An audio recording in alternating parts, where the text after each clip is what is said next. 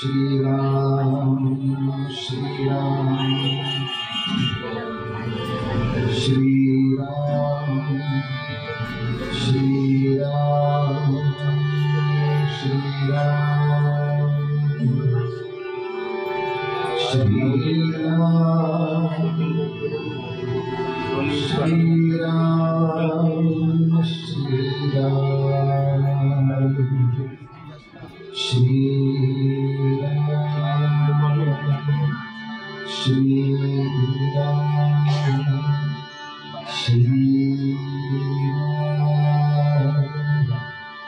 श्री महागणाधिपतये नमः श्री सरस्वत्यै नमः श्री गुरुभ्यो नमः सर्वदेवेभ्यो नमः वक्रतुंड महाकाय सूर्यकोटि समप्रभ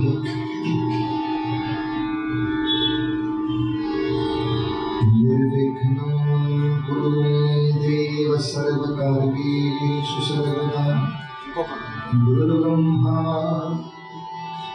गुरुर्विष्णुः गुरुर्देवो महेश्वरः गुरुसाक्षात् परब्रह्म तस्मै श्री गुरवे नमः मूकं करोमि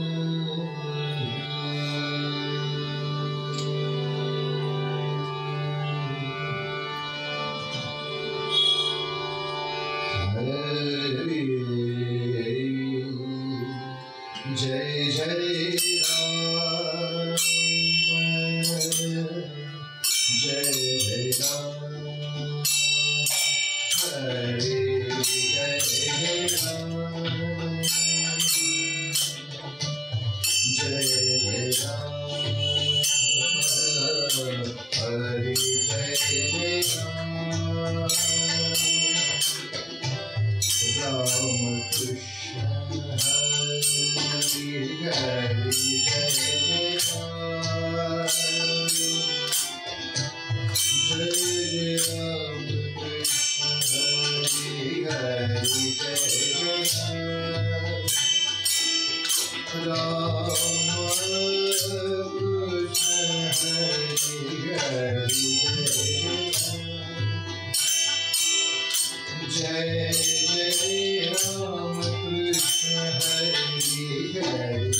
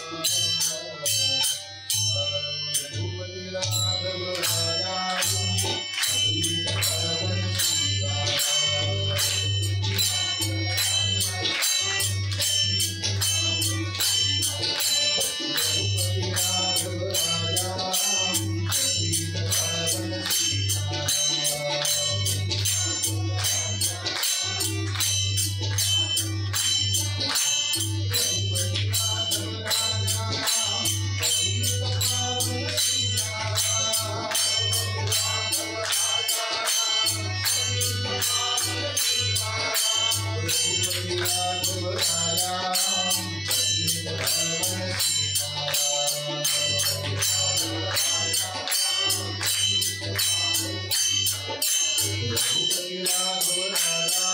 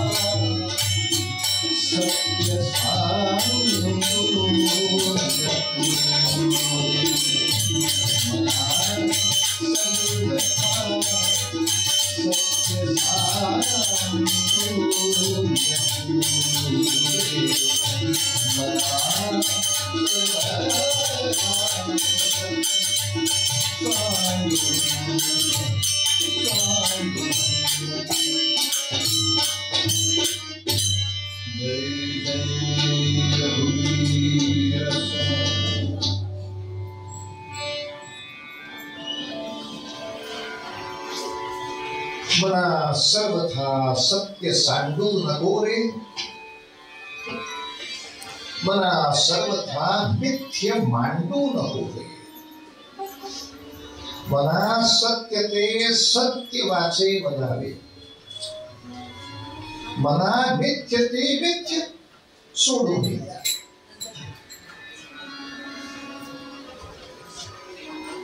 एकूणच अनेक मानवी मूल्यांमधल्या सत्य या मूल्याबद्दलचं चिंतन सुरू आहे. चिंतनामध्ये पहिल्यांदाच एक गोष्ट लक्षात घेतली पाहिजे, ती म्हणजे भारतीय संस्कृती परंपरेमध्ये सत्याचेही दोन प्रकार सांगितले आहेत. प्रकार जरी दोन असले तरी ध्येय एकच आहे. आणि ते ध्येय देवर्षी नारदांनी असं सांगितलंय, यत् भूतमिदं हितम अत्यंतम तत्सत्यम. यत् भूत हितम अत्यंतम तत् सत्यम.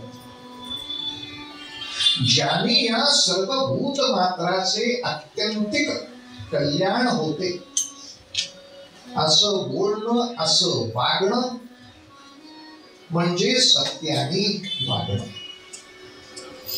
ध्येय काय? भूत हितम अत्यंतम. आणि एवढ्यासाठीच बालवयामध्ये खोट दिलेलं प्रोत्साहन सुद्धा माप देत नाही. सत्याच बोलल्याचं श्रेय देतो. याचं कारण त्या प्रोत्साहनाचं ध्येय भूतहितम. स्वार्थासाठी कुणी खोटं बोललं तर पातळ, पण भूतहितासाठी लहान पोर पहिल्यांदाच चित्रकला जेव्हा शिकत तेव्हा ते कागदावर काहीतरी 5 रेघोट्या काढून दाखवतो. आजोबा, हा बघ वाघोबा. आता कागदावर वाघच आहे, त्याची शेपूट पण नाही. पण अशा वेळेला अरे वा, छान वाघोबा काढलं, घाबरलो मी. हे बोलणं काय आहे? सत्य. का? त्याने त्याला प्रोत्साहन मिळणार आहे, त्याचं हित होणार आहे, त्याचं कल्याण होणार आहे, त्याला स्फूर्ती मिळणार आहे. अरे आजोबा कौतुक करतात बरं का, आता असं कर, दुसरं चित्र आणून द्यावं, आता असं वाघ काढ बरं. त्याचं त्याला कळायचं तेव्हा कळेल की हा वाघ नव्हताच. पण कळेपर्यंत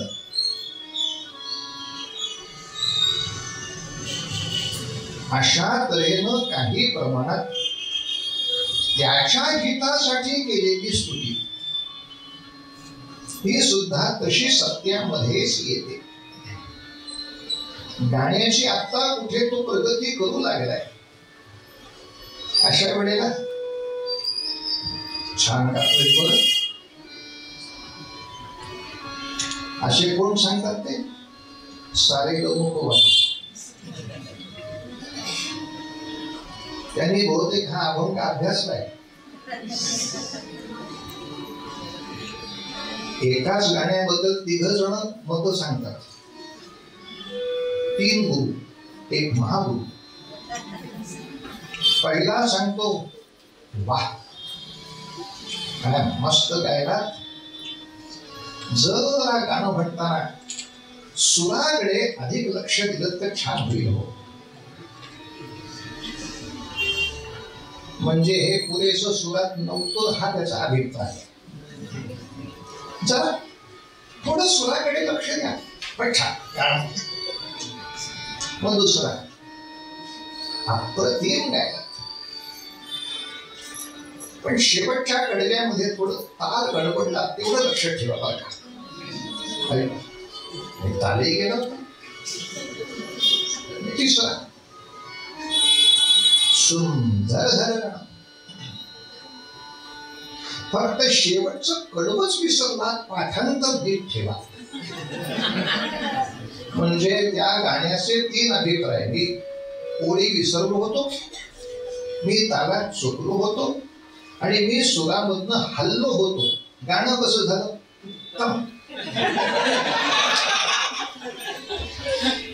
मग हे काय, ते खोटं बोलतायत का? हे असत्य नाही,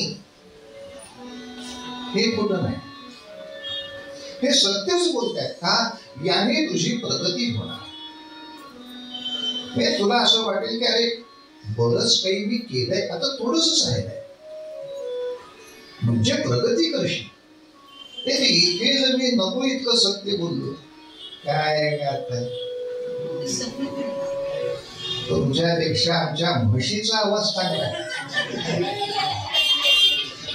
हे जरी खरं असलं तरी यांनी त्याचं काही हित होणार आहे का, काही कल्याण होणार आहे का? मग कशासाठी हा वाईटपणा जिभेला आणून द्यायचा? अजून एक दृष्टांत दिला म्हणजे अजून पक्क होईल. दुर्दैवाने आपल्याकडे आहे ते सांगणं ज्याला सत्य म्हणतात, शास्त्राला ते मान्य नाही. ज्याने कल्याण होईल असं सांगणं म्हणजेच सत्य. संक्रांतीचे दिवस तिळगुळाचे लाडू तयार करणं चालू आहे. मग छोटेसे चिरंजीव आई लाडू दिला, परत पडून पडून 5 मिनिटांनी आले लाडू दिला, 4-5 लाडू झाले, परिणाम सुरू झाला. आता इकडं पळताय तसे तिकडेही पळताय. मग आईनं तिकडं महाराज पळाले, लगेच ते लाडू डब्यात भरले, वरती ठेवून दिले. आले महाराज, अरे लाडू तुला अजून पाहिजे होते का? अच्छा, माहित नाही, नाकाच टाकून दिले. लाडू इथेच आहेत, पण ती त्या लेकराला सांगते मी आताच काकूला देऊन टाकले, आता उद्या येतील ना काकू आपल्याकडे संक्रांतीला, तेव्हा आठवून दिलं. बरं, मग खोटं बोलल्याचं पाप लागलं का आईला? असत्य बोलल्याचं पाप लागलं का? ती सत्य बोलली हे मान्य केलं पाहिजे. आणि तिथं जर आमच्यासारखा याच्या बाप नको ती सत्याची कल्पना घेऊन उभा राहिला, ते काही काकूने दिले नाही, तिथंच हे सगळे खारे, तर बापाला पाप लागणार, कारण तो असत्य बोलला. पण तुझ्या बोलण्याने जी कृती होणार आहे त्यामुळे याचं हित होणार आहे का? तू सांगितल्याप्रमाणे हा वागला, याचं कल्याण होणार आहे का? नाही होणार आहे. मग तू खोटं बोलत आहेस, तू असत्य बोलत आहेस, तू दोषपूर्ण बोलत आहेस.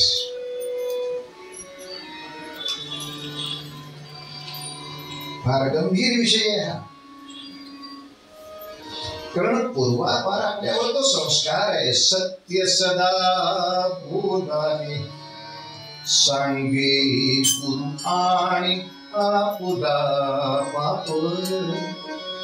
असत्य भाषण करणे सज्जन म्हणतात हे महान. सत्य सदा बोला. इथे मला सर्वथा सत्य सांगू नको, याच्यात दोनही विनंती आहे, बोलणं आणि वागणं. सत्य बोल आणि सत्यानं वाग. पण पुन्हा एकदा सत्यानं वाग म्हणजे कसा वाग? जे वागल्यामुळे भूतमात्रांचे हित होईल.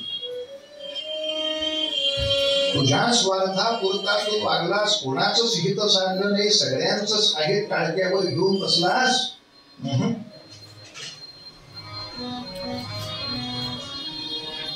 सत्य नाही वागलास. पण अर्थात हे ध्येय विसरता नाही का? कारण ध्येयाकडे जर फक्त लक्ष ठेवलं तर सत्यामध्ये फरक पडणार आहे. वयाच्या 10 वर्षापर्यंत प्रोत्साहन देण्यासाठी किंवा एखाद्या स्पर्धेमध्ये प्रोत्साहन देण्यासाठी असं बोलणं एक वेळ ठीक आहे, पण याच्या पुढच्या अभ्यासात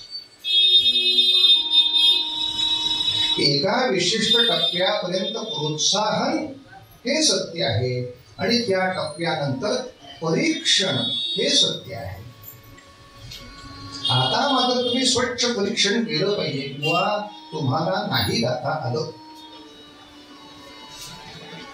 त्याला एका विशिष्ट टप्प्यातून पुढे जायला पाहिजे. हे पचवायला सुद्धा फार ताकद लागते. तुम्ही काय मला सांगता वगैरे आहे कुठे अवघड गोष्ट आहे महाराज. स्वतःचा दोष स्वतःची उणीव दुसऱ्याने सांगितली असता त्याचा स्वाध्याय करणं मोठ्या माणसाचं लक्षण आहे. दुसऱ्याने दोष सांगितला म्हणून क्रोध येणं, म्हणून राग येणं आदतपाताचा आरंभ आहे.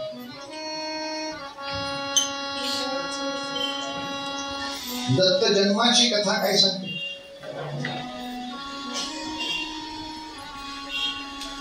पार्वती, सावित्री, लक्ष्मी या तिघींनी नारदांना विचारलं, आमच्यापेक्षा सुंदर, आमच्यापेक्षा कोणी मोठी पतिव्रत आहे का? अशा वेळेला नारद म्हणाले, तुमच्यापेक्षा खूप श्रेष्ठ अशी पतिव्रत आहे अनुसूया नावाची. हे ऐकल्यानंतर तुमच्याकडून काय प्रतिक्रिया अपेक्षित आहे?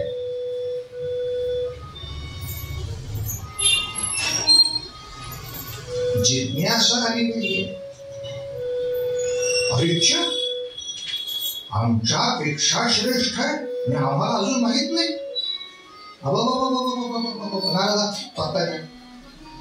आम्ही जातोच तिच्याकडे, शिकलो पाहिजे. आम्ही समजत होतो आम्हीच सगळ्यात टॉप लेवलला, पण दुसरा कोणीतरी याच्यापेक्षा मोठा आहे हे ऐकल्यानंतर जिज्ञासा वाढणं. बुवा तुमच्यापेक्षा अजित कडकडे काय अफलातून गातात? हो का? कुठे घातात? जातोस मी त्यांच्याकडे. हे मोठ्या मनाचं लक्ष. कडकडे त्या माझ्यापेक्षा बरी गातात का? त्यांच्या आवाजात नरड्यात औषधच घातात येणार नाही. हे झालं नकुलचरित्र. या तिघींनी हट्ट काय धरायचा? अनुसूयेचं सत्व हरण करा. कशासाठी? मग अनुसूयेचं सत्व हरण करायला गेले तर ह्या तिघांचीच पालक झाली. मग तिघी आहेत, आमचे नवरे कुठे? अनुसूया म्हणजे हे काय हरवलेले नवरे सापडणार असं केंद्र आहे काय? तुमचे नवरे तुम्ही शोधा. हो नाही होते भिक्षा मागायला आलेले ते तुमचे काय नवरे? कल्याण हे बघा किती पाण्यामध्ये दिवस एक सारखे दिसत आहेत. घ्या तुमचा तुम्ही ओळखता कुठे ओळखता आणि मग डोळ्यातनं गळलेला पाणी. मी स्वतःला पतिव्रता समजते, पण या रूपात गेल्यानंतर मी नवऱ्यात नाही ओळखू शकत. मी नाही ओळखू शकत. आणि मागणं तंबुरीचा आवाज आला, नारायण नारायण. हसतो हसतो काय? ह्याच्यामुळे हे सगळं झालं. माझ्यामुळे नाही झालंय. मी ही परीक्षा दिली. हे जे आता डोळ्यातलं पाणी येत आहे, तुम्ही रडत आहे ना, ते त्यावेळेला रडायला पाहिजे होतं की का ती माझ्यापेक्षा मोठी आहे. काने मला मोठं होता आला आतापर्यंत. काने मला अभ्यास झाला. तिथं पाणी यायला पाहिजे होतं, तिथं काळ फेटलं. थर्मामीटर कुठे इतका सांगतात. एखाद्याने आपल्यातली उणीव सांगितली, राग कशाचा येतो? आदतपाताचे लक्षण. म्हणून मनोबोधामध्ये समर्थांचा आणखी पण असाच एक श्लोक आहे, मना वीट बांधू नको बोलण्याचा. दुसरे तुझ्यासाठी काही चांगलं सांगत असतील त्याचा वीट मानू नको. त्याचा वीट मानलास पुढे मागुती राम भेटेल कैसा. तुझी नाही तपस्या एवढी, हे सांगितलं तर स्वाध्याय कर. रागवू नको. एवढा फटकळपणा काही काळानंतर घेणं आवश्यक आहे. म्हणजे 10व्या वर्षी रेघोट्या काढल्यानंतर काही छान वाघ आहे म्हणणं वेगळं, आणि आता चित्रकलेच्या कॉलेजमध्ये घातल्यानंतर अप्रतिम नाही, हे चित्र योग्य नाही. आणि आधी ते त्याच्यावरही संस्कार करायला पाहिजे. म्हणून तिला कथा ऐकवा ना की सावित्री लक्ष्मी पार्वतीला का दुःख भोगावं लागलं, दोष सांगितल्यावर रागवल्या म्हणून दुःख भोगावं लागलं. मग त्या विचारतात अनुसूया आमचं पातिव्रत्य कमी पडलं का? पातिव्रत्य नाही कमी पडलं, पातिव्रत्याचं तेज तेवढंच आहे. सूर्य तसाच आहे, अहंकाराचा ढग मध्ये आला म्हणून प्रकाश खालपर्यंत येत नाही. तो अहंकार झाकून टाकतो तुला वेळे. स्वतःच मी सगळं मोठं आहे, मीच मोठा असलं पाहिजे, कशासाठी अहंकार? म्हणून समर्थाने फार जबरदस्त सांगितलंय की मना सर्वथा मिथ्य मांडू नको रे. येत नसताना मला येत आहे असं सारखं बोलत राहणं, याला म्हणतात मिथ्य मांडणं. तुला काळजी करू का मला? अरे मम्या गिरनारला जायचंय ना, पाय इथे बसून दत्त महाराजांपर्यंत काळजी काम मी आहे बरोबर. तू काय बरोबर आहेस, आले बरोबर, पण दलित सिंहाची आरोळी ऐकल्याबरोबर हे पळाले. तुझी तेवढी दृढ भक्तीही नाही, मला तुझी का मिथ्य मांडून ज्यानं अहित होईल अशी खोटी स्तुती सुद्धा मग आपल्याकडून होऊ नये. कारण कित्येक वेळेला आपल्या चुकीच्या वेळेच्या चुकीच्या स्तुतीनं पुन्हा ध्येय एकच आहे, याच्यामध्ये प्रोत्साहनासाठी थोडस खोटं बोलणं हे पुण्य लागलं,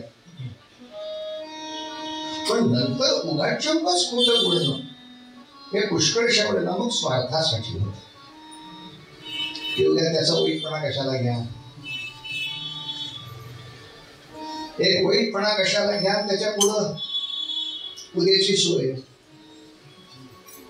काय, वहिनी तुमचा स्वयंपाक झालाय कळलं, याचा अर्थच हा की ह्या पठ्ठ्यात 3 दिवस जेवणार आहे इथे. अमृत हा पेक्षा कळलं, सगळं कळलं काय करायचं. एक पदार्थ छान झाला म्हणजे वेगळं, पण पाल्हाळाने स्तुती सुरू केली की समजून जावं. अनावश्यक स्तुती एक की ज्या गृहस्वामिनीला बिघडवेल तरी अन्यथा तुझा अर्थ स्पष्ट करेल. स्वार्थासाठी मिथ्य मांडणं जे आपण आज रोज अनुभवतोय. पेपर उघडला की काय यांच्यासारखा देशभक्त नाही, यांच्यासारखा जाणता नाही, यांच्यासारखा उदार नाही.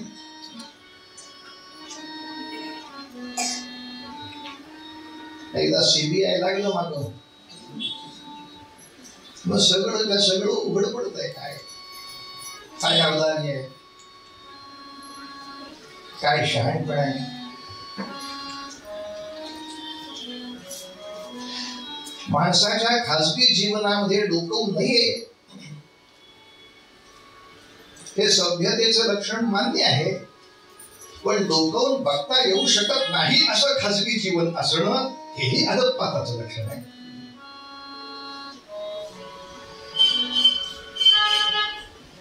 पाहू नये हे बरोबर, पण पाहताच येणार नाही अशी जीवन असणं फार अवघड गोष्ट आहे महाराज. आणखीन एक दृष्टांत सांगतो आपला संत साहित्यातला आहे, त्यामुळे आपल्याला समजेल. म्हणजे संत असे नसतात, कसे नसतात असं उगाच कोणाचं तरी मन नाही दुखवायचं. आता तुम्ही तुला येत नाही, तू हे केलं असं म्हटल्यावर मन दुखतं का नाही, त्रास होतो का नाही?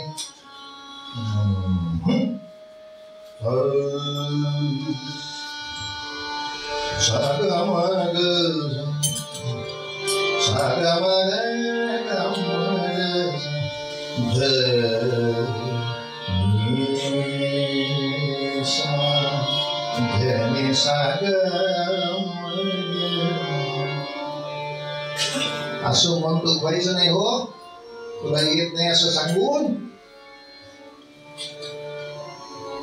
असं संत आवडलं का? छानच आहे. मग ह्या प्रसंगाचं काय उत्तर?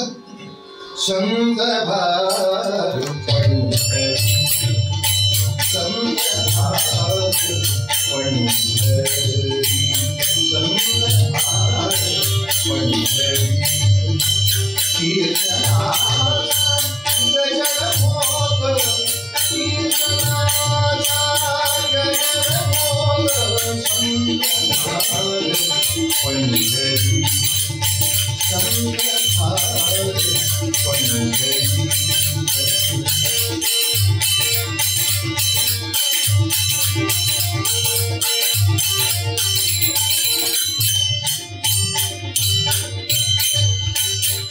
असे देव तुझा, असे देव तुझा,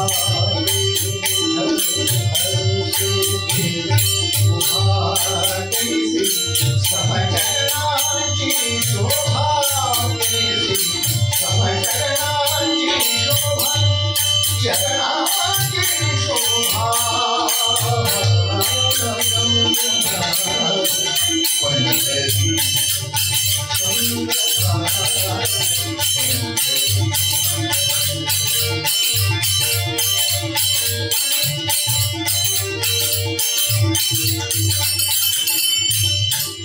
रंग भरे कीर्तना, रंग भरे कीर्तना, रंग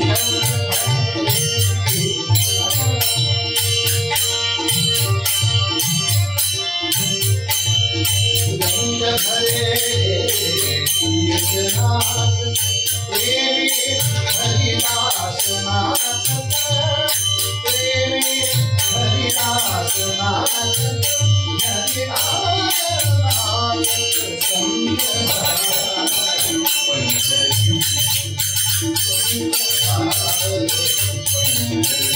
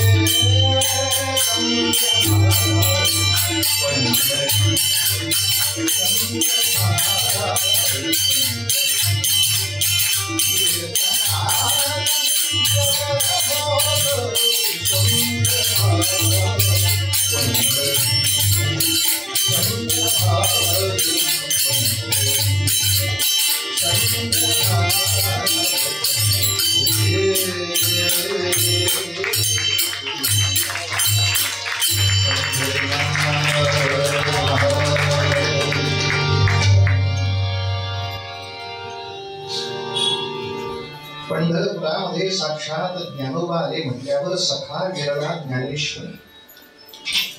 जनाबाईंनी बातमी दिली, नामदेव महाराज भावत आले. पण सगळ्यांनी नमस्कार केला.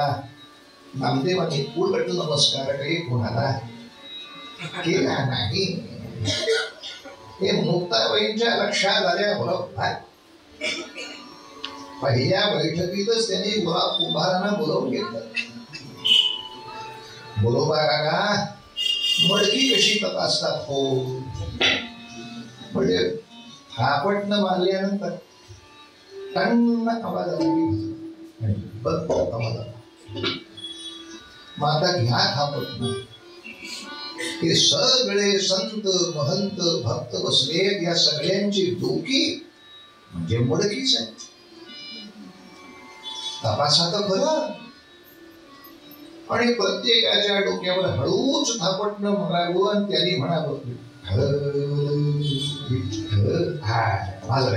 चांगलं.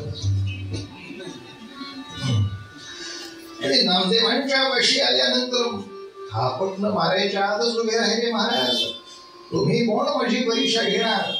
भलता जावा झाला. अरे कच्चरी कच्चरी मडकं कच्च.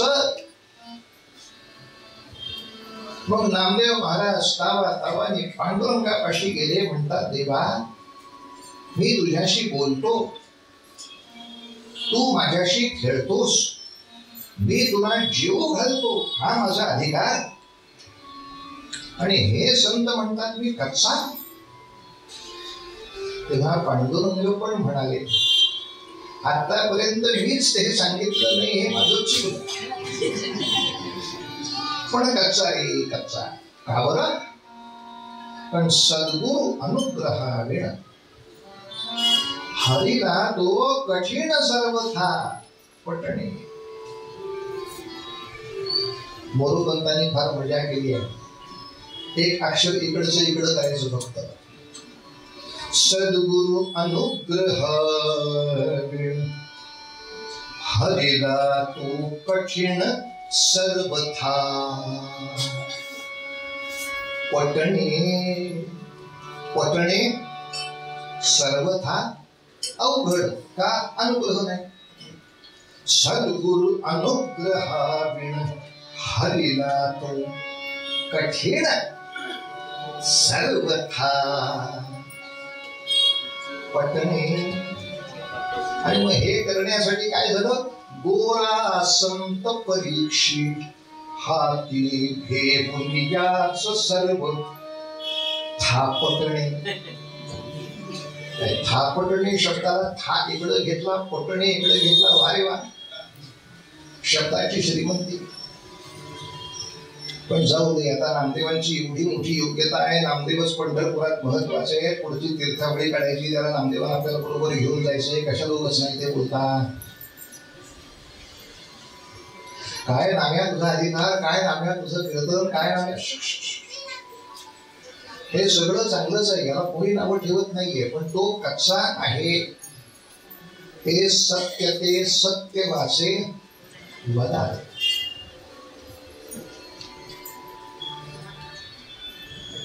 सत्य वाचे वदावे. दोन वेळा सत्य कशाला?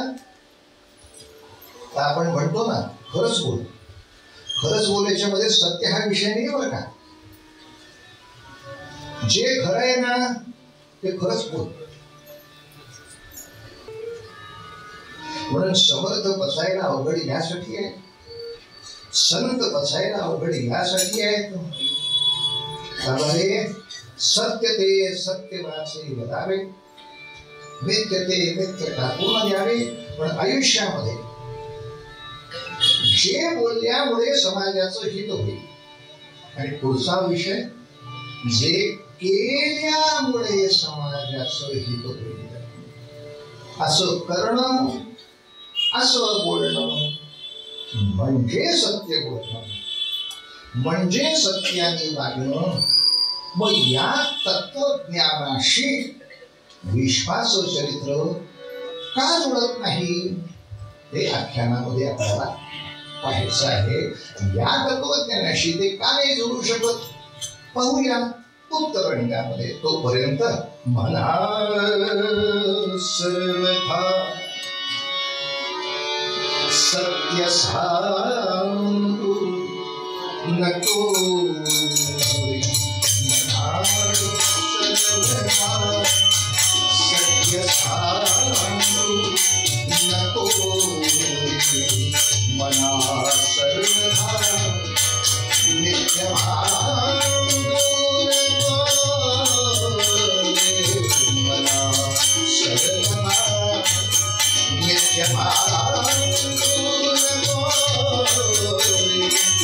मला सत्य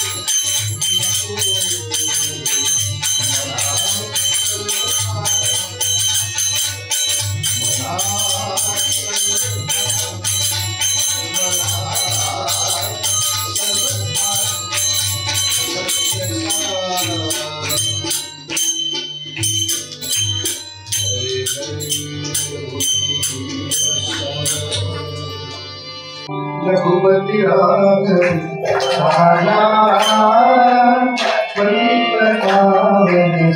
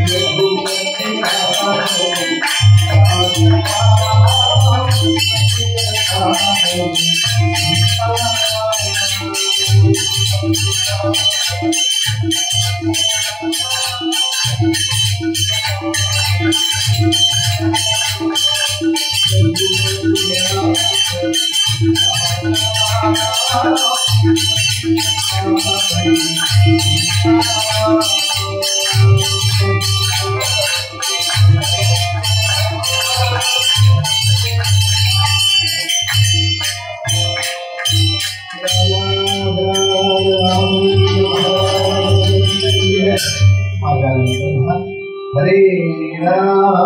हरे राम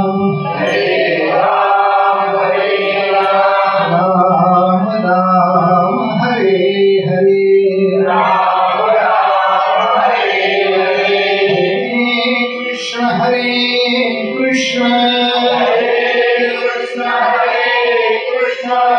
कृष्ण कृष्ण हरे हरे कृष्ण हरे हरे कृष्ण भगवान की जय।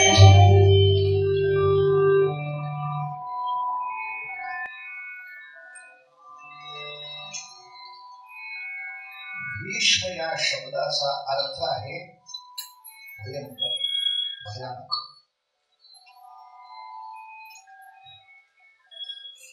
हे त्या व्यक्तिरेखेचं पहिलं नाव नाही. भीष्मांचं आधीचं नाव देवव्रत.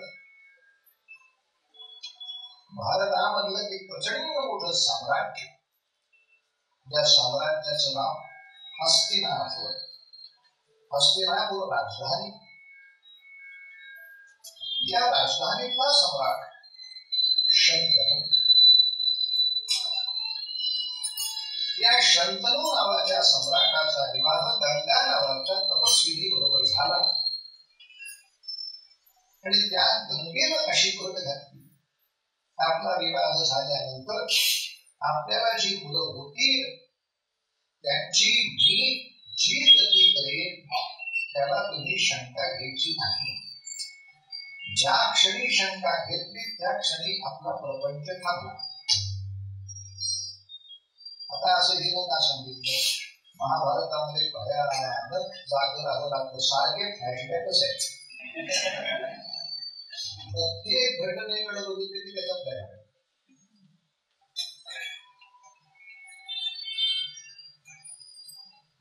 तर हा शंतनू राजा पूर्वजन्मी महाभीष नावाचा एक तपस्वी होता आणि ही गंगा पूर्वजन्मामध्ये गंगा. ही ब्रह्मदेवाच्या सभेमध्ये आली, तिथेच हा महाभीष राजाही होता.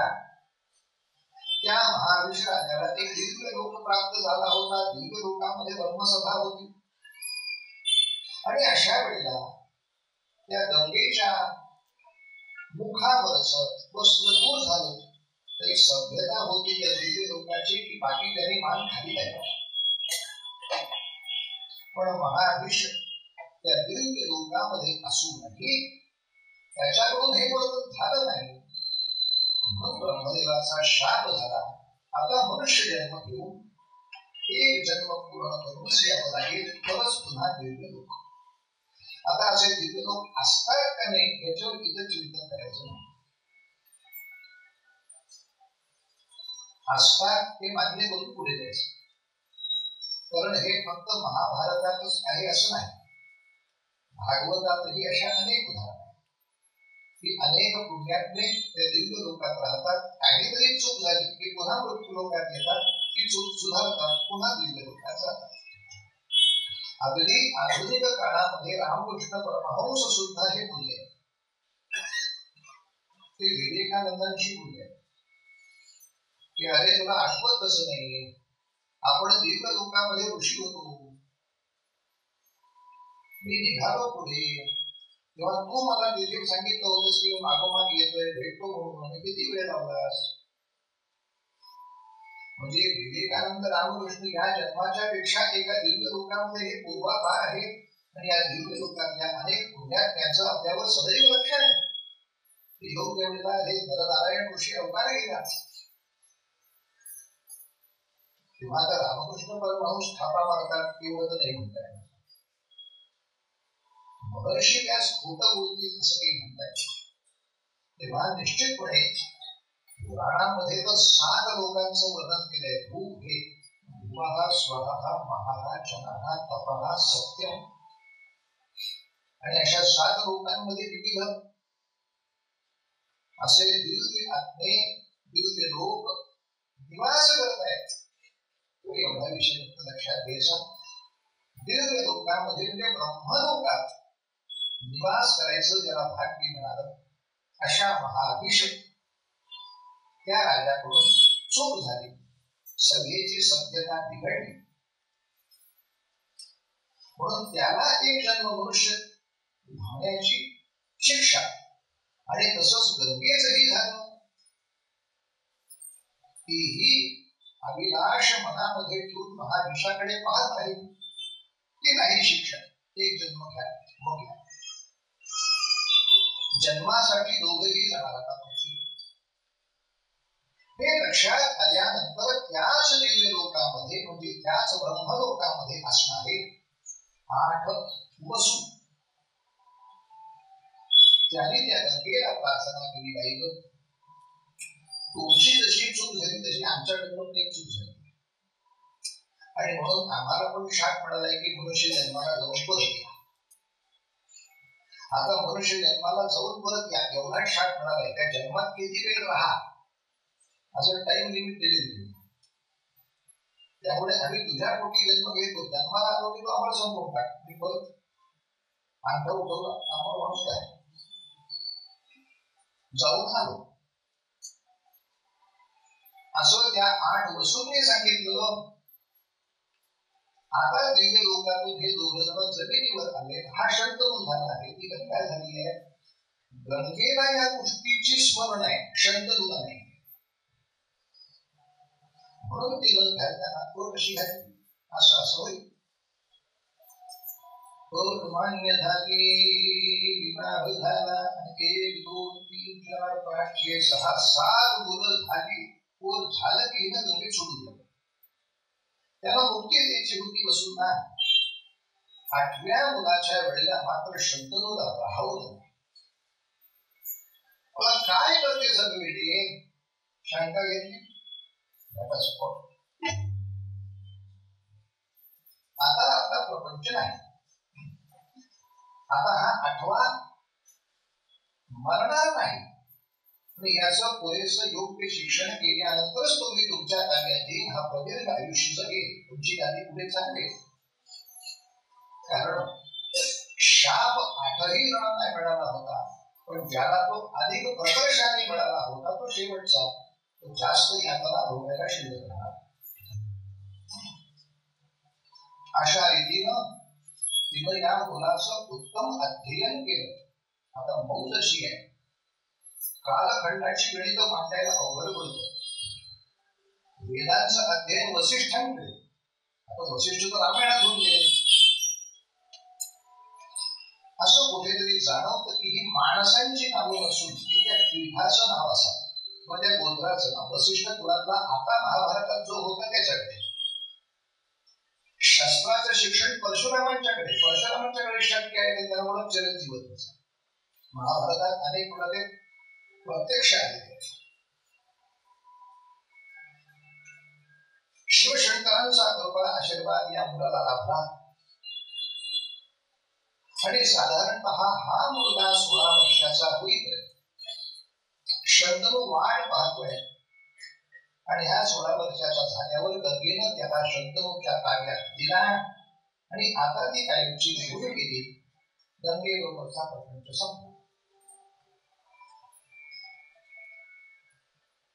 आयुष्याचं गणित करा जरा. समजा शंतनू राजाचं 25व्या वर्षी लग्न झालं असेल आणि 2 वर्षांनी एक पोर, इतकं आपण फास्ट क्वालिटी जरी म्हणली तरी सुद्धा हे 7 प्रकरण व्हायला 14 वर्ष किमान. त्यानंतर हा 8वा येण्यासाठी 16 वर्ष. म्हणजे 24च्या पुढे 25च्या पुढे 16 झालं लागेल. या वयाचा शंतनू आहे किंवा 16 वर्षाचा त्याचा जन्म. आता हा 16 वर्षाचा होईल. शंतनूचं वय तुम्हीच कॅल्क्युलेट करून हा त्याला मिळाला. पण साधारणतः हा जाणत्या वयामध्ये मी तुझ्या स्वाधीन करीन सांगितल्यामुळे हा 16 वर्ष वाट पाहतो.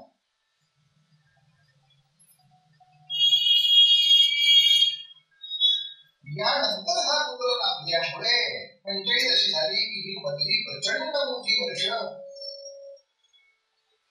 दीक्षेमध्येच गेली. प्रपंच झालाच नाही.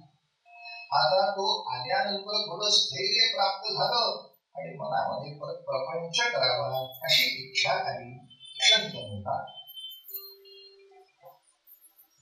पण आता तो किमान 60चा जरी असला तरी महाभारताच्या गणिताप्रमाणे तो म्हातारा नाही. पण महाभारतातली आयु मर्यादा आपण लक्षात घेतली पाहिजे. महाभारत ग्रंथामध्ये भीष्माचार्य जेव्हा युद्धाला उभे होते तेव्हा त्यांचं वय 140 वर्ष सांगितलेलं आहे. 140व्या वर्षी ऑन ड्युटी, रिटायरमेंट सुद्धा त्याची नाही झाली. 140व्या वर्षी 140ला तो जो ऑन ड्युटी असेल तो आयु मर्यादा म्हणजे 60व्या वर्षी फक्त प्रौढत्व देणार आहे. आताच्या फुटपट्टीनं एव्हरेस्ट मोजायचा नाही. एव्हरेस्ट पर्वत त्याच्या फुटपट्टीनं मोजायचा. माझ्याकडे प्लॅस्टिकची फुटपट्टी आहे, ती स्वतःची उंची मोजायला ठेवा. आपण एव्हरेस्ट बद्दल बोलतोय. एवढ्या मोठ्या शिखराचा विचार चाललाय आणि विचारायला दुःख झालं. अरे गंगेची इतकी वर्ष वाट पाहिली, हा मुलाला गतीनं माझ्या स्वाधीन केला, पण ती निघून गेल्यामुळे प्रपंच नावाचं सुख लाभलं. आणि म्हणून विमनस्क अवस्थेमध्ये गंगा किनारी गेल्यानंतर तिथे एका कोळ्याची मुलगी दृष्टीला पडली आणि वाटलं तिच्याशी विवाह करावा. ती सत्यवती मत्स्यगंधा.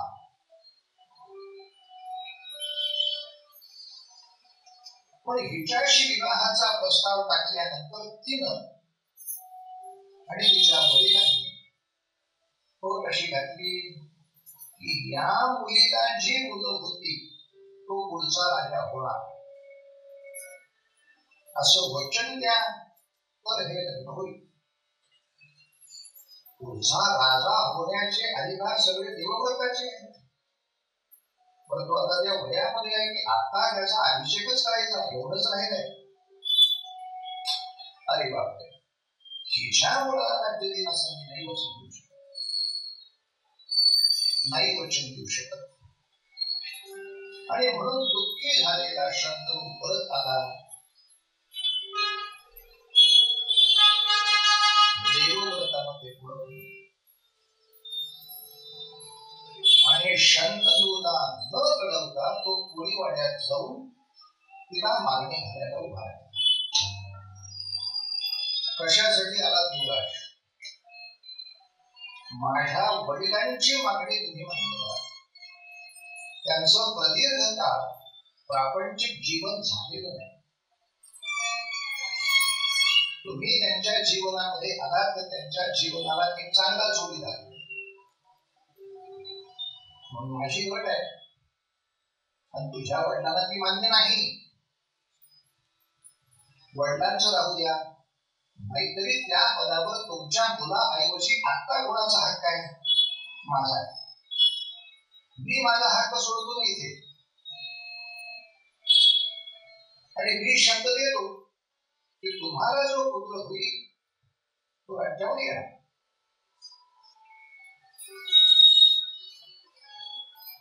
सत्यवतीनं आणखीन एक गोष्ट आहे, माझा मुलगा राज्यावर येईल.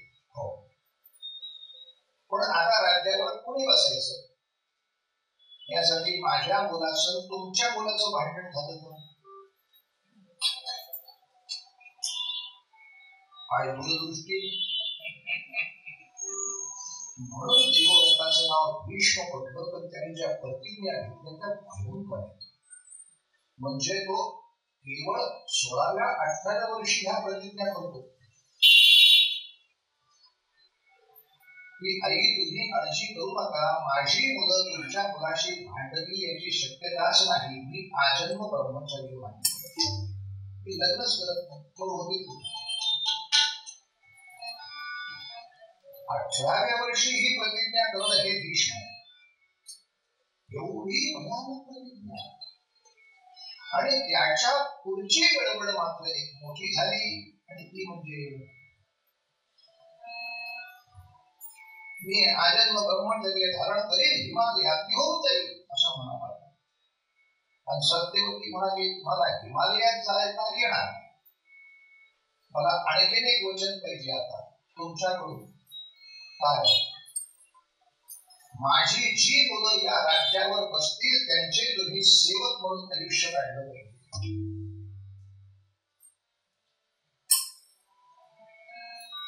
तिसरी प्रतिज्ञा, माझा राज्यावरचा मी अधिकार सोडतो, तुमचा तो राज्यावरती पहिला शब्द दिला. आता आयुष्यात विवाह करणार नाही म्हणजे माझ्या मुलाची झंझटच येणार नाही.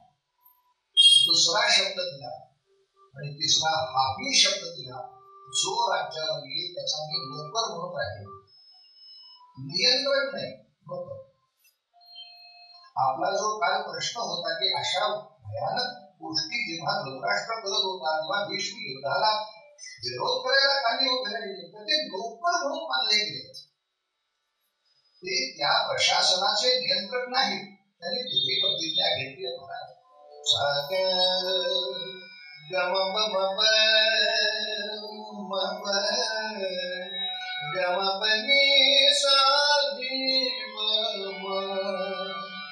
गमनी पमोग मग सा गम गमपनी पनी गम गमपनी नि सा नि सा नि सा नि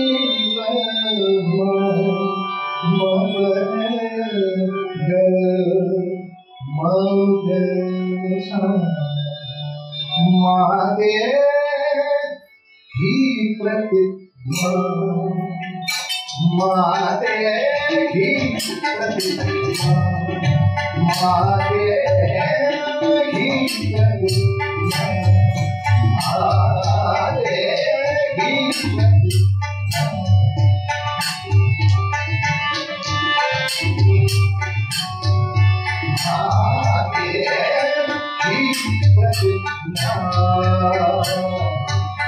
तुझा पुत्र होईल युवराजा, तुझा होईल युवराजा, मानिल त्याची आज्ञा, माझे ही प्रतिज्ञा, माझे ही प्रतिज्ञा, माझे ही प्रतिज्ञा.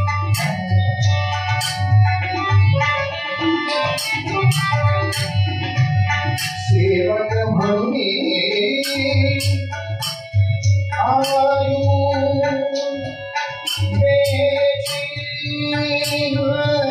सेवक म्हणून आयु सेवक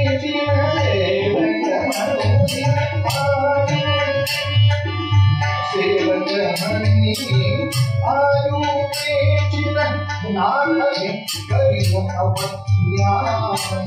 नाथ करी अवज्ञा, नाथ करी अवज्ञा, माते ही प्रतिज्ञा,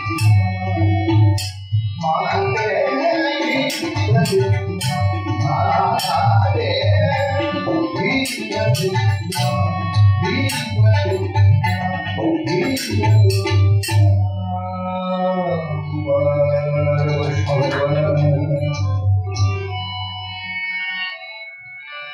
असलं काहीतरी या मुलांनी मान्य केलंय, शंतनूला माहितच नाही. जेव्हा या सगळ्या वार्ता शंतनू राजापर्यंत पोहोचल्या तेव्हा विमल झाल्याने देवव्रता काय मूर्ख करतोय. मुखातून शब्द गेला, आता सर्वथा सत्य सांगू. आता हे सत्य बाजूला करायचं नाही, या सत्याप्रमाणे वागायचं. हा मी शब्द दिला, याप्रमाणे होणार. झाला विवाह.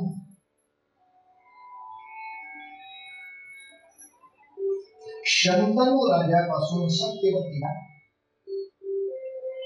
2 पुत्र झाले. मी सावकाश सांगतोय, पण माहिती जरी असलं तरी डाटा डाउनलोड व्हायला. महाभारत हा वेगळे डाटा आहे, तो डाउनलोड व्हायला बराच वेळ झाला. 2 पुत्र झाले. एका मुलाचं नाव चित्रांगद दुसऱ्या मुलाचं नाव विचित्रवीर्य. 2 मुलं झाली. पण एका युद्धामध्ये चित्रांगद मारला गेला. राहिला विचित्रवीर्य.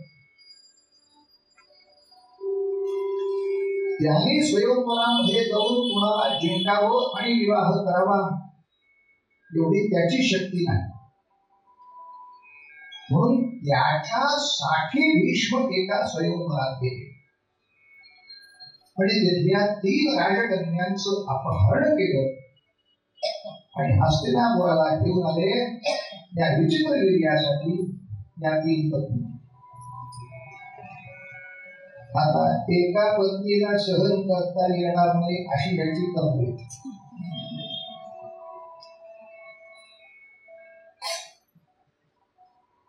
फार कॉम्प्लिकेशन वाढायला नको म्हणून एक वाक्य असं सांगतो की त्याच्यावर विचार करू नका. इतकंच सांगितलं, पण वाक्य नाही सांगितलं असं नको व्हायला.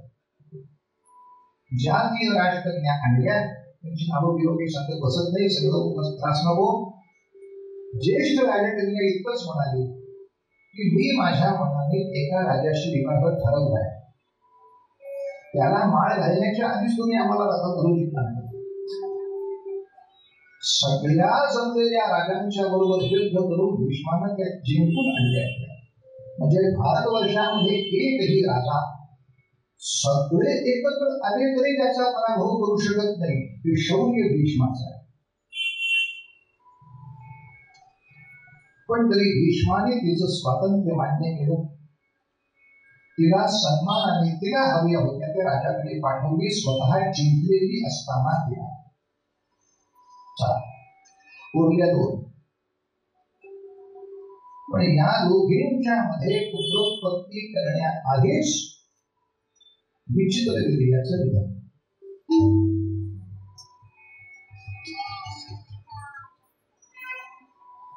भीष्माच्या समोर केस आहे.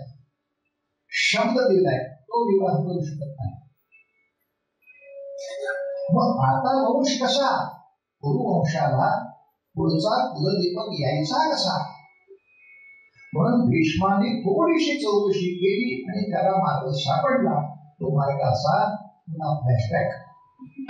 सत्यवतीला शंतनूशी विवाह करण्यापूर्वी एक पुत्र आहे. तो शंतनूचा नसला तरी किमान सत्यवतीचा आहे.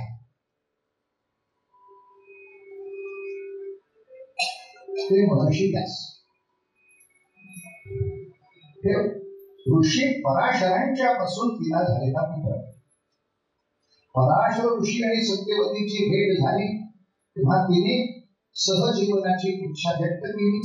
पराशर म्हणाले, बाई ग, मी एका विलक्षण उच्च ध्येयाकडे वाटचाल करत आहे. तेव्हा मला याच्यात अडकायचं नाही.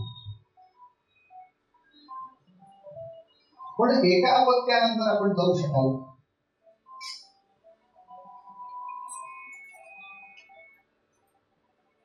पण विवाह नाही अशी एका अपत्याचा विषय कसा करून चालेल. म्हणून काही काळापुरता हा विवाह अशा कॉन्ट्रॅक्ट मॅरेज होतं का? आजही होतं. त्यामुळे पुराणांना काहीही दोष देण्यापूर्वी आताची अनेक प्रकरणं बघा. ज्या ज्या ठिकाणी उच्च ध्येयासाठी एखादा महापुरुष जात असेल त्याची माझ्याकडून सेवा व्हावी या इच्छेनं अनेकांनी विवाह केलेले आहेत आणि काही काळ त्यांच्याबरोबर राहून त्यांना पुढच्या रस्त्यासाठी शुभेच्छा दिल्या आहेत. अगदी सगळ्यात मोठं उदाहरण सांगायचं तर नेताजी सुभाषचंद्र बोस.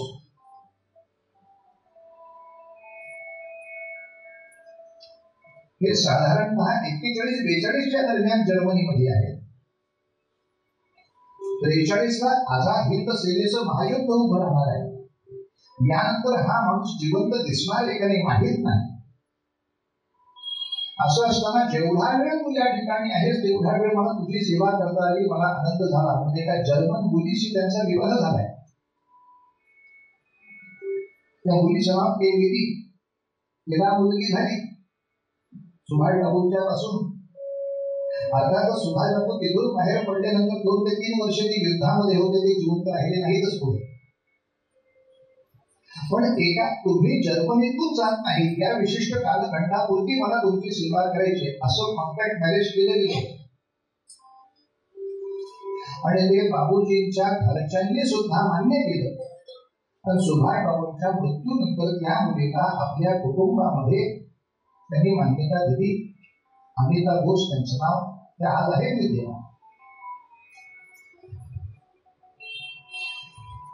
तेव्हा एका विशिष्ट काळापुरतं आपण या ठिकाणी राहू, पण मला माझ्या पुढच्या कामासाठी गेलं पाहिजे, मला इथे थांबता येणार नाही असं ऐकल्यानंतर पुढच्या कार्याला शुभेच्छा देऊन माझ्याकडनं आपली सेवा घ्यावी, मला माझं पुण्य देऊ शकतो.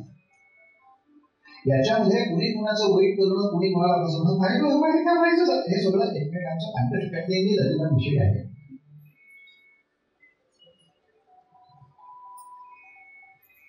असं झालं की अनेक उदाहरणं आहेत, अनेक क्रांतिवीरांची अशी उदाहरणं आहेत. परवा फाशी जायचंय, आज विवाह झाला. आज तुमच्यासारख्या क्रांतिवीरांची मला सेवा करायची इच्छा, माहिती आहे 100% 4 दिवसात फाशी आहे. पण देशाप्रती संवेदना नसलेल्या माणसाबरोबर 50 वर्ष घालवण्यापेक्षा इतके दिवस संवेदना असल्याबरोबर 2 दिवस मला विधी करता आणि खूप झालं होते की अशा तऱ्हेच्या काही विधूला वर्तमान काळाच्या इतिहासात सुद्धा आहे. आणि अगदी थोडस कडूपणा घेऊन सांगायचं झालं तर बऱ्याचशा ठिकाणी सैनिकांचे विवाह असेच झालेले आहेत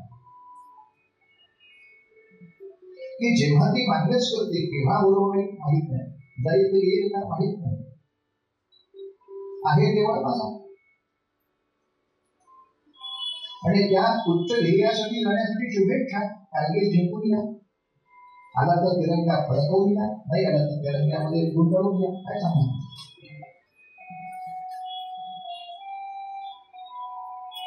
अशा तऱ्हेनं त्या ध्येयाला बांधल्यानंतर त्याच्यामध्ये आपण ते असं म्हणत नाही काय असो काय एवढं करायचं सोडून.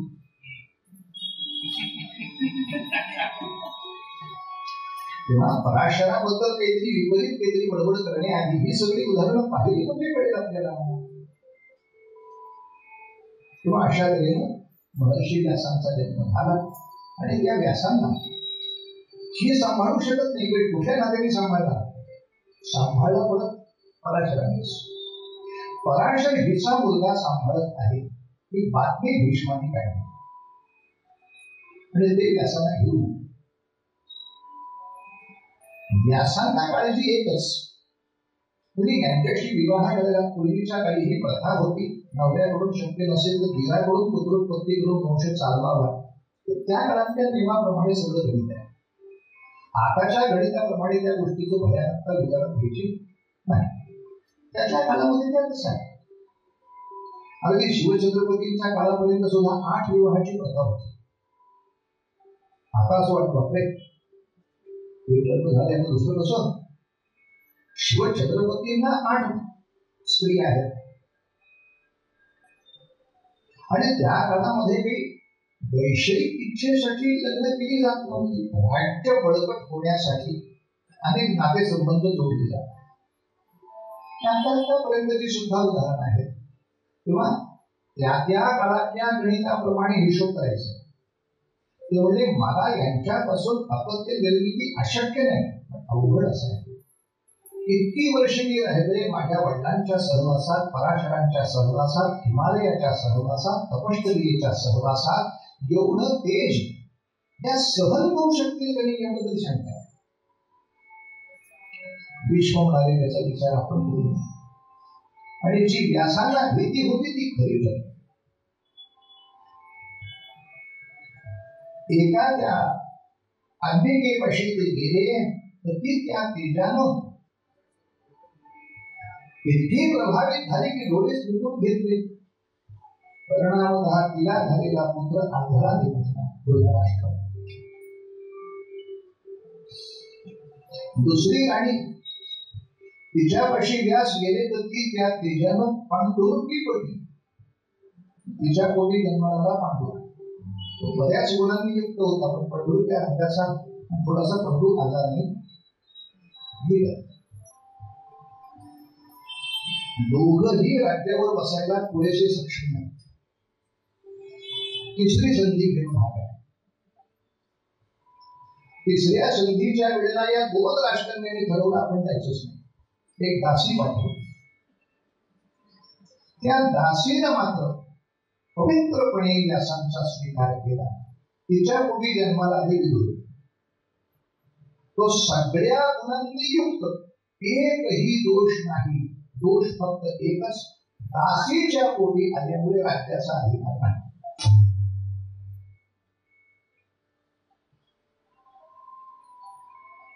म्हणजे महाभारतामध्ये सगळ्यात जातीवरून जर कोणावर अन्याय झाला असेल तर तो फक्त विदुरावर कर्णावर झाला नाही हे आपल्या लक्षात आहे. पण तो जरी एका सारथ्याचा मुलगा होता तरी त्याला राजा म्हणून राज्य पदावर बसवायला काहीच विरोध झाला नाही. आणि नंतरचा प्रचंड मोठा कालखंड तो राजाच होता. त्यामुळे जातीवरून त्याला राज्य कधीच नाकारलं गेलेलं नाही. जातीवरून किंवा जन्मावरून राज्य नाकारलं गेलं ते विदुराला नाकारलं. असो, त्याच्या फारशा खोलामध्ये न जाता व्यासांच्या पासून या तिघांची उत्पत्ती आणि नंतरच्या काळात आता हे जन्माला आलेले त्यांच्या लग्नापर्यंत मोठे होणार. धृतराष्ट्र, पंडू, विदुर एवढा प्रदीर्घ कालखंड राष्ट्र कोण सांभाळत आहे? फक्त भीष्म.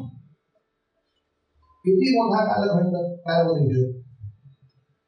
शंतनूचं सत्यवतीशी लग्न झालं तेव्हापासून त्याची रिटायरमेंट सुरू राज्यात.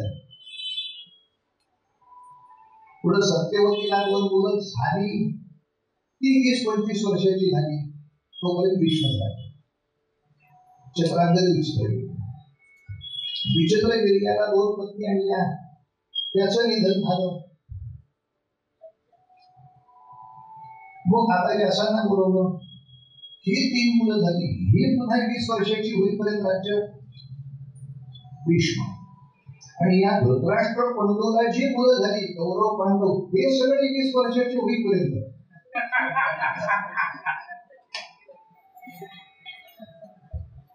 म्हणजे जवळजवळ 50 ते 60 वर्षाचा काळ भीष्मच राज्य करत आहेत. फक्त ते अधिकृत राजा होऊ शकत नाही, पण शब्द दिला मी राजा नाही, मी राजा होणार नाही.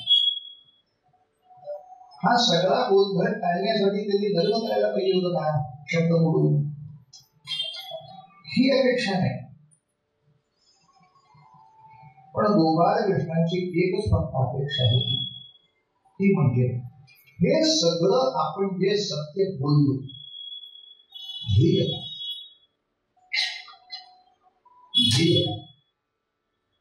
भांडण होऊ नये, वाढवू नये, शांतता नांदावी. भूतहितम अत्यंतम मान्य. पण आता जेव्हा प्रश्न येईल की मी धृतराष्ट्राच्या समोर नोकर म्हणून राहिलो तर हे ध्येय टिकतंय का? आता भूतहितम अत्यंतम होणार का? आणि जर ध्येय ते घडत असेल तर मी याला टिकतायचं का?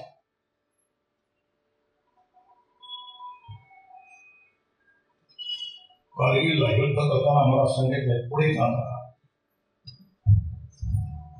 मी शब्द दिला पुढेच हे टोकल हिमालयाचं त्याच्या पुढे रस्ता नाहीये. आणि याच्या पुढे गेलेली पुढे युद्ध करता येणार नाही. दलितच पुण्य किती आहे. माझी पुण्यतिथी हो मी काय सांगितलं पुढे. तर असा तो हट्ट करून पुढे गेला, त्याला सत्यवचनीपणाचं मेडल द्यायचं का? असा अभिनंदन का पडला असेल, पुढेच गेला. हो, कशासाठी पुढे जा सांगितलं होतं? युद्ध जिंकण्यासाठी. युद्ध जिंकलं ना, आता कुठे पुढे जाता परत स्वतःची समाधी मांडायला. युद्ध जिंकलं तर हा महत्वपूर्ण काय झालं.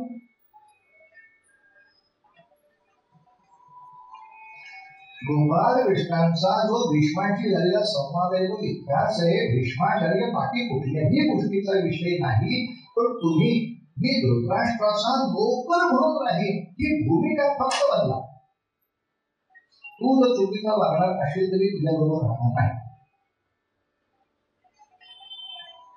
असं म्हटल्यामुळे काय की तुम्ही पहिला दिलेला शब्द पुसला जाईल, पण पुढच्या शब्दामुळे भूतहितम अत्यंत होईल का नाही. आपल्या बोलण्यामागे ध्येय काय आहे. भूतहितम अत्यंत.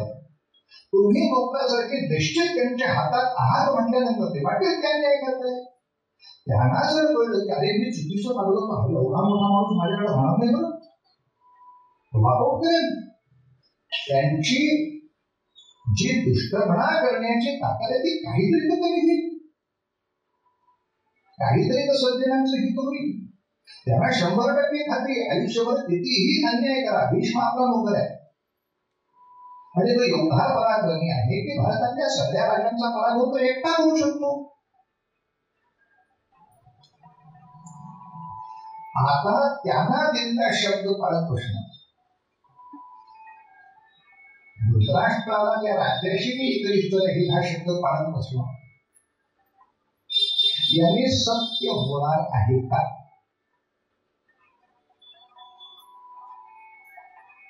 ज्याचं आधुनिक रूप ऐकायचं असेल सांगतो.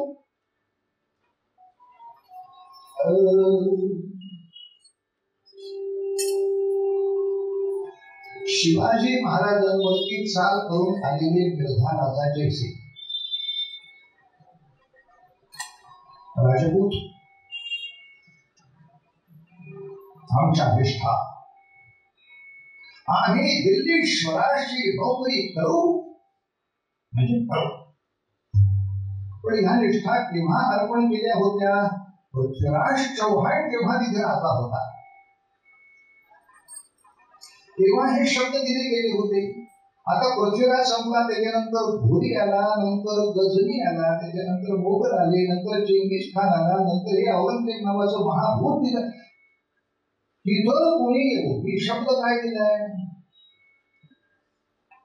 मी या सिंहासनाची नोकरी करणार. पृथ्वीराज असताना हा शब्द पाळणं हे सत्य मानता येईल, पण गजनी त्या पदावरती आलेला असताना कशीच निष्ठा ठेवत बसणं. मग मुरारबाजीचं चरित्र देशात धुण्याचं होईल. पण मुरारबाजींनी पण आदिलशहाला शब्द दिला होता मी सल्तनतीची सेवा करीन. पण जेव्हा शिवाजी राजांची माणसे त्याला सांगू लागले सल्तनत काय करते बघ ना, आणि आपल्या घाणेरड्या सल्तनतीची कशाला सेवा करतोस. पुण्याचं काम शिवाजी राजा करतोय, तिकडं काही येत नाहीस. अरे बरंच की सोडला आदिलशहाला, आला शिवाजी राजांकडे पुरंदर. मग निष्ठा अशा निष्ठा वाईट नाही झाली. मग पुरंदरच्या सगळ्या त्या युद्धामध्ये डोकं उडालं तरी पुढे 300 माणसं काढणारा म्हणून झाला ना प्रसिद्ध तो. निष्ठेचं कौतुकच आहे, पण ही आदिलशहाशी ठेवायची का छत्रपतींशी. आणि छत्रपतींकडे निष्ठा वळवण्यासाठी आदिलशहाला दिलेला शब्द बोलता जातो याचा दुखवटा घ्यायचा का. तुम्ही अजून मी प्रतिज्ञा पाळतो या स्वतःच्या कौतुकात अडकलेले आहात. तुम्हाला कौतुक महत्वाचं आहे, जनहित याच्याकडची दृष्टी जाते आहे.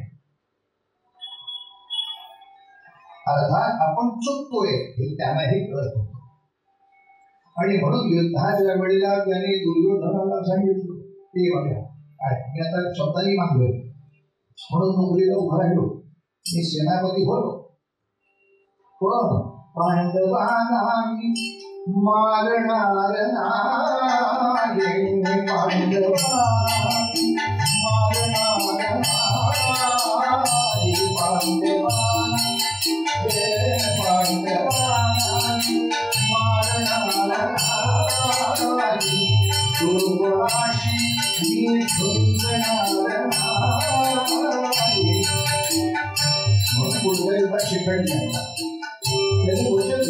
माझ्यापेक्षा बरोबर कोणी असेल त्याने करा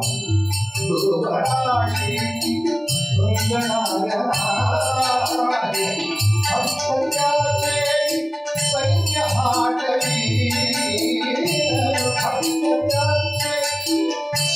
हाटली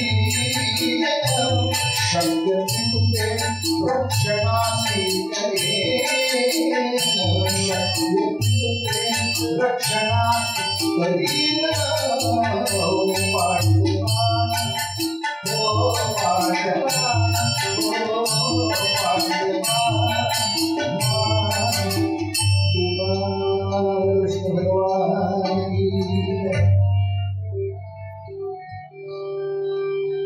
मनामध्ये कौतुक येण्यापूर्वी जरा तौलनिक अभ्यास करायचा. तौलनिक अभ्यास असा, माझा शब्द मी करू देणार नाही, मी तुमची नोकरी करणार आता तुमची नोकरी करणार हे सांगितल्यानंतर ते जर म्हणतात मी पांडवांना मारणार नाही, हा तुम्ही दिलेल्या शब्दाचा भंगच मध्ये का?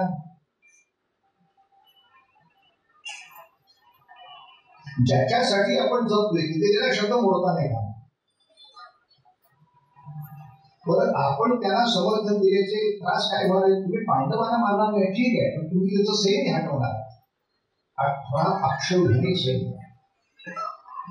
आता पांडवांच्या सैन्याला जरी मागे रेटायचं असेल तर किती वीरांना तुम्ही मारणार, किती जनावरांना तुम्ही मारणार? पांडवांना मारलं नाही ठीक आहे, पण लक्षावधी माणसांची घरच्या घर आणि त्या बायकांचे कुटुंब उजाड होणार आहे फक्त माझ्या शब्द पालनाच्या अहंकारामुळे. 9 दिवस जी 9 लाख माणसं मारली जातील कोणामुळे? कृष्ण म्हणतात शब्द पालनाने भूतहित अत्यंत कुठे होते आचार्य? नाही पण मी नाही म्हणतो तर काय ते म्हणणार, किंवा मी मानले नाही एवढं तर पुण्य घ्या.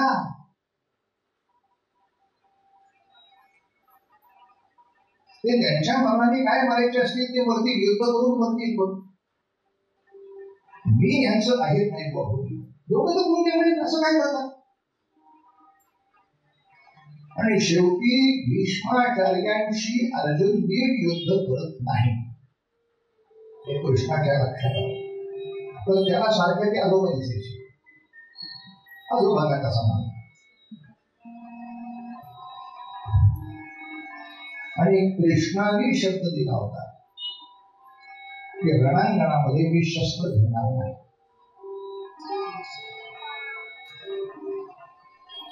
केव्हा दिला होता? जेव्हा अर्जुन आणि दुर्योधन दोघं मदत मागायला आले तेव्हा कृष्ण असं म्हणाले, दुर्योधन मी माझ्या मदतीचे 2 भाग करतो. शस्त्रासकट सैन्य एक भाग आणि शस्त्र मी उचलणार नाही असा मी एकटा. कोण पाहिजे सांग? त्याने वेळेपणा करून सैन्य मागितलंच. मी हातात शस्त्र रणांगणात असताना घेणार नाही.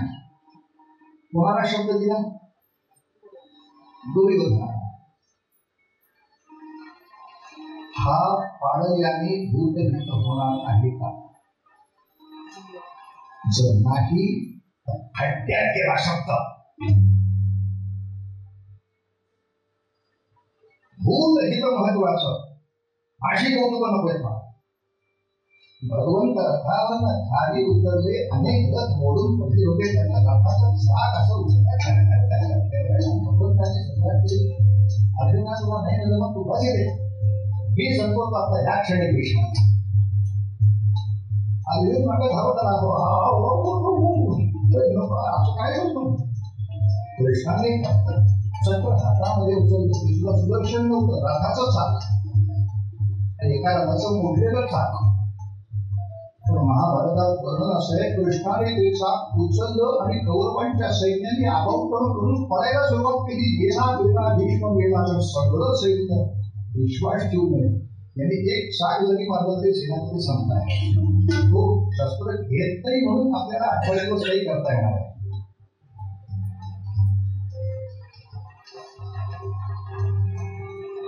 शब्द बोलला, मी शस्त्र घेणार नाही. शब्द बोलला, कृष्णा शब्द बोललास, कुणाला दिला होता? दुर्योधन. आपण पोलीस चौकीत या, आम्ही तुमचा सत्कार करू असं मी चोराला सांगितल्यावर तो माझ्या शब्दावर विश्वास ठेवून चौकीत आल्यावर मी सत्कार करावा असं काही निर्णय नसतं. तो चौकीदाराला कॅटर्स करायचे. चोराला शब्द दिला, शब्द पाळणं माहित नाही पण कुणाला दिलेला पाहायचा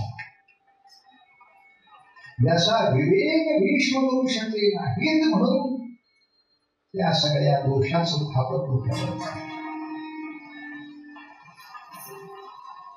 एक क्षण म्हणाले असते, दुर्योधना तुझी बाजू अत्यंत अन्यायाची आणि तुझ्या बरोबर मला राहायचं नाही. तुम्ही पांडवांकडे जाऊ पण नका, पण किंवा वॉकआउट जरी केला असता तरी सुद्धा 1000% शक्ती कमी झाली असती. जे 40 लाख माणसं गेली तर 10 लाख तरी वाचले असते.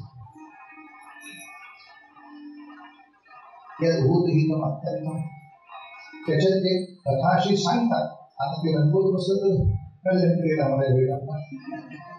एक सूत्र म्हणून सांगतो. शेवटच्या दिवशी 8व्या म्हणजे भीष्मांच्या कारकिर्दीच्या 8व्या दिवशी युद्ध 1 दिवसा आड चालत होतं. सूर्योदयाला सुरू, सूर्यास्ताला बंद. उद्याचा अख्खा दिवस सुट्टी. पण रणांगणावरची प्रेत हलवायलाच तेवढा वेळ लागायचा. मोडलेली रथ चाकं सगळी बाजूला करायची. पर्वासाठी घोडी तरी केली नाहीये. जखम्यांवरती उपचार. आणि या काळात सगळे राजे एकमेकाला येऊन भेटायचे. त्याचं कारणही मी काल सांगितलं. तर 11 अक्षौहिणी कौरवांच्याकडे आले म्हणजे त्यांना कौरवांचं प्रेम होतं असं नाही. त्या काळातली रीत अशी होती, पहिल्यांदा मदत जो मागायला येईल त्याच्याकडे जायचं. या नियमाप्रमाणे कौरवांनी आधीपासून तयारी केली होती म्हणून त्यांना 11 म्हणाले. त्या कोणाचंही प्रेम नाही. सगळे भाडोत्री मारामारी करणार आहे. यांनी बोलवलं म्हणून त्यांच्याकडे आलो मारतो. पण तुम्ही माझे मित्रच तिकडच्या पक्षाचे, ते एकमेकाला भेटू शकतात, ठीक आहे. पण असा एका दिवसा आड चाललेला 8वा दिवस. आणि तेव्हा दुर्योधन म्हणाला, आमच्या 100 कौरवातले 50 गेले 8 दिवसात आणि 5 पांडवांना एकही गेला नाही. भीष्माचार्य तुम्हाला काही जमत नाही. अलीकडं पांडवच म्हणायला लागले की तुमचं शौर्य संपलं. ही दुर्योधनाची पद्धत आहे. आपलं दुसऱ्याच्या डोक्यावर करायचं, त्याच्या खात्यावर बंदूक ठेवून गोळी घालायची. ते म्हणायचे दुर्योधनालाच. पण भीष्म कोणामुळे चिडतील? पांडव म्हणतात तुमच्यात काही शौर्य राहिलं नाही. आणि का कोणाष्टो एवढे चिडले? प्रतिज्ञाच केली उद्याच्या युद्धात सगळे पांडव बरीच युद्धात बसवले. शब्द देण्याचे जे काही नाटक आहे, त्यांनी ते शब्द उच्चारल्याबरोबर पांडवांच्या शिबिरामध्ये सुद्धा उद्या 5ही पांडव मारणार. भीष्माने शब्द दिला, कृष्ण आता कसं रे होणार? कृष्ण म्हणजे अगो त्याने दुसरा पर्याय दिलाय ना. ते मारीन नाही तर मी बाजूला होईल आहे ना आपल्याकडे हातात पत्ता. एकदम काय भूषण एकदम सगळा धैर्य काढून टाकतात. आता कीर्तनामध्ये आम्ही कथा अशी सांगतो की कृष्ण एकट्या द्रौपदीला घेऊन भीष्माकडे संध्याकाळी गेले आणि त्यांच्याकडून आशीर्वाद घेतला. महाभारताच्या मूळ टेक्स्ट प्रमाणे ते सगळ्या पांडवांना घेऊन तिथे गेले असं. तर एकट्या द्रौपदीला घेऊन गेलेले नाही. व्यासांच्या महाभारताप्रमाणे आता कथा रंगवायचीच असेल तर वगैरे वगैरे, पण मूळ संहितेप्रमाणे ते पांडवांनाच घेऊन गेले. भीष्मा काय करूया? तुम्ही बाजूला कसे झाली असं माझं सांगा. तुमचं तुम्हाला कळतंय की तुम्ही चुकीचे शब्द देताय, ते पाळण्याच्या मध्ये तुमची गडबड होणार आहे. नशिबाने तुम्ही दुसरा पर्याय त्या शब्दात ठेवला ते बदल. ते म्हणजे तुमच्या संपूर्ण सैन्यात शिखंडी नावाचा वीर आहे, तो तसा माझ्यापेक्षा अत्यंत निर्भय आहे. त्याला युद्धाला फक्त पुढे पाठवा, ते धनुष्यधारी होईल. तुम्ही सांगितले निर्भराशी मी लढणार नाही. आणि मी धनुष्य खाली ठेवल्यावर अर्जुना तुझ्यावर जबाबदारी आहे. यानंतर मी युद्धाला उभा राहू शकणार नाही, इतकी बाण तुला मारावी लागते. जे सगळ्यात अवघड टास्क अर्जुनाकडे, एवढे बाण मारावे लागतील की तो शिखंडी बाजूला झाला तरी सुद्धा मी कोणत्याही प्रकाराने युद्धाला उभाच राहू शकत नाही. एवढे बाण मारायचे भीष्म सांगतात. अर्थात दुसऱ्या दिवशी त्याप्रमाणे होतं. आपल्याला कल्पना आहे अर्जुनानं किती बाण मारले असतील. तिथे इथून मारले, शरीरातून आरपार गेले आणि इतके बाण मारले की त्यांचीच शय्या करून गादीवर झोपल्यासारखे भीष्म आडवे झोपले. प्रत्येक ठिकाणाहून गादी असावी शरीराखाली, एवढे बाण मारले. पण भीष्म इच्छा मरणी आहे. तो जखमी होऊन बाजूला होऊ शकतो, पण त्याने ठरवल्याशिवाय तो मरू नाही शकत. आणि म्हणून शेवटी त्यांनी तो काळ कृष्णाला हात मारला. आता संपायची निघायची इच्छा करतो. शेवटी भेट द्या. भागवतामध्ये थोडं वेगळंही वर्णन असं आलंय की कृष्णाने चक्र का उचललं, पण भीष्माने अशी मनात प्रतिज्ञा केली होती की मी कृष्णाला शब्द बोलायला लागले. परत पुन्हा भागवत कार्य असंच, महाभारत कार्य असंच. आपल्या नागवंडाची दिवे लावलेली कथा आहे. पण इथे व्यास असं म्हणतात, गोपाल कृष्णांचं आपल्या भक्तांवरती कवितांत प्रेम की भीष्माची इच्छा पुरी व्हावी म्हणून त्या विचाराचे शस्त्र हातात घेतलं. माझी निंदा झाली तरी चालेल, कोणी बंदा अथवा निंदा आपला स्वहिताचा धंदा, हित साधलं का, कल्याण साधलं का, म्हणजे एकच. आणि या दृष्टीने पाहता कृष्णा असं सगळ्यांचं कल्याण साधत आहे. असा योग्य पद्धतीनं निर्णय घेऊन तिकडची निष्ठा तिकडे करावी, हे धाडस आम्हाला नाही. आम्ही आमच्या कोशात राहिलो, ती शक्ती तू दाखवलीस. आणि म्हणून त्यांनी युधिष्ठिराला सांगितले, युधिष्ठिरा कृष्णाला विसरू नको. बरं, कृष्णाला विसरू नको. त्याने सांगितल्याप्रमाणे आचरण कर, पुन्हा संकटात पडणार नाहीस. याचा अर्थ कृष्णाने सांगितल्याप्रमाणे कधीतरी धर्म मारलेला नाही, म्हणून तो संकटात पडलेला आहे. आणि हे भीष्माला माहिती आहे, म्हणून भीष्म युधिष्ठिराला सांगतात, तो सांगेल त्यापेक्षा विचित्रासारखा वागू नकोस, म्हणजे पुन्हा संकटात पडणार नाहीस. अरे वा, काय प्रकरण झालं. कृष्णाचं न ऐकता तरी काहीतरी पायवर भोंगा पडून घेतात. मालिका कंटिन्यू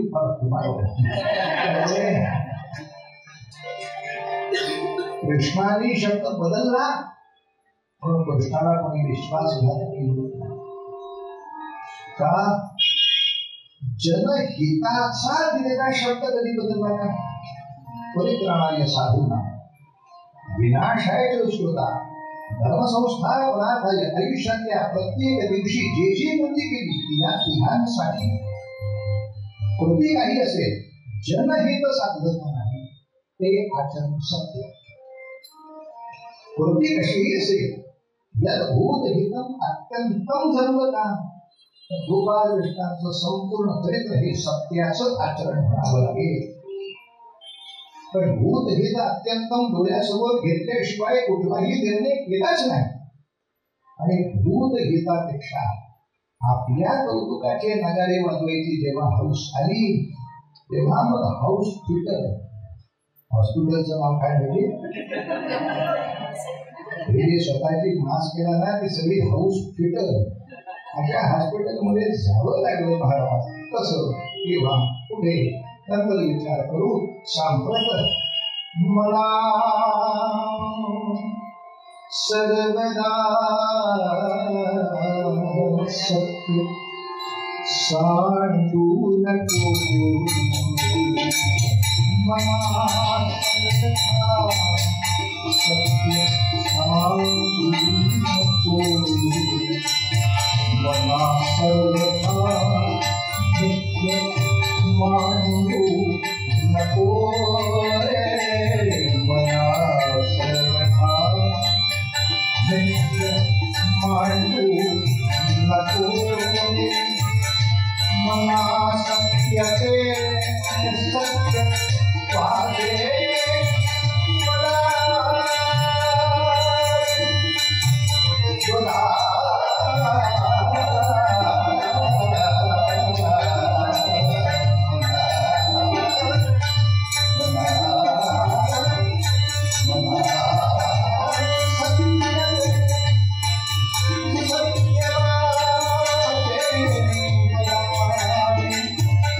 मला